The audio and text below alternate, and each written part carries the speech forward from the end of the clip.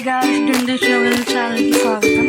ఈరోజు super taste అండి. దాని సందర్భంగా మా అమ్మ స్పెషల్గా ఉల్లిపాయ పకోడీ చేస్తుంది. ఉల్లిపాయలు, కరివేపాకు, కొత్తిమీర, శనగపిండి, సాల్ట్ మిక్స్ చేసుకోవాలండి.